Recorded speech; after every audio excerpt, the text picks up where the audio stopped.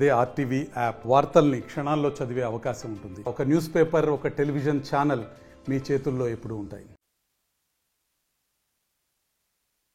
2020 సంవత్సరంలో కడపలో YSR architect and fine arts యూనివర్సిటీని ఏర్పాటు చేయడం జరిగింది.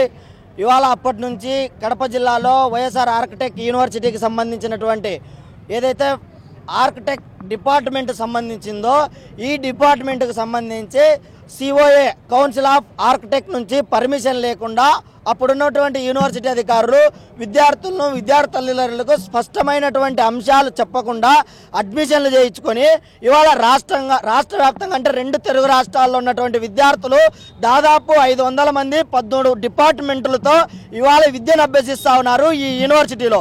ఎస్పెషల్లీ 100 మంది విద్యార్థులు అంటే 2020 సంవత్సరం, 21 సంవత్సరం, 22 సంవత్సరానికి సంబంధించి ఆర్కిటెక్ట్ డిపార్ట్మెంట్ సంబంధించి కౌన్సిల్ ఆఫ్ ఆర్కిటెక్ట్ పర్మిషన్ లేకోకుండా ఇవాళ అడ్మిషన్లు చేసి కేవలం 1 నెల గడువు మాత్రమే ఉంది ఫైనల్ ఎగ్జామ్స్కు. ఇప్పటికీ ఆ పర్మిషన్ సంబంధించి అడ్మిషన్ నెంబర్ సంబంధించి ఎటువంటి సమాచారం విద్యార్థులకు పూర్తి స్థాయిలో అందజేయకోకుండా ఇంకా అదిగో వస్తుంది ఇదిగో వస్తుందని చెప్పి మాయ మాటలు చెప్తూ 5 సంవత్సరాల డిగ్రీని ఇవాళ గాల్లో పెట్టినటువంటి వైస్ ఛాన్సలర్, రిజిస్ట్రార్, ప్రొఫెసర్ ఇలాంటి వారిపైన విద్యాశాఖ మంత్రి వెంటనే చర్యలు తీసుకోవాలని చెప్పి అఖిల భారత విద్యార్థి సమాఖ్య కడప జిల్లా సమితి డిమాండ్ చేస్తూ ఉన్నది.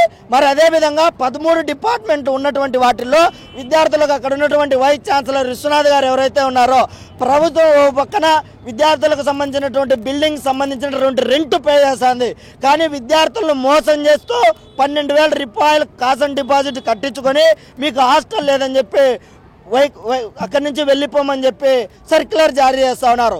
ముందస్తు ఇన్ఫర్మేషన్ కూడా ఇవ్వకుండా ఇలాంటి వైఖరి సరైంది కాదు.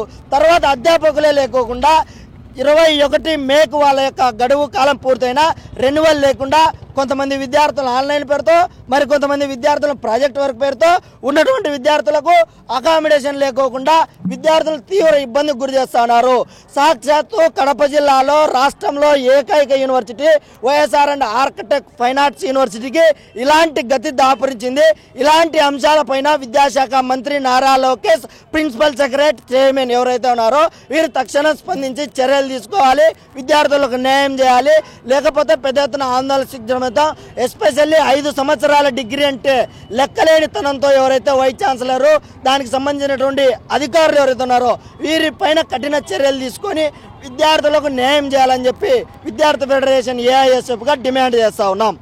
మరిన్ని వీడియోస్ కోసం ఛానల్ ని సబ్స్క్రైబ్ చేయండి. లేటెస్ట్ అప్డేట్స్ కోసం వాట్సాప్ ఛానల్ ని ఫాలో చేయండి. అండ్ లింక్ డిస్క్రిప్షన్ లో ఉంది.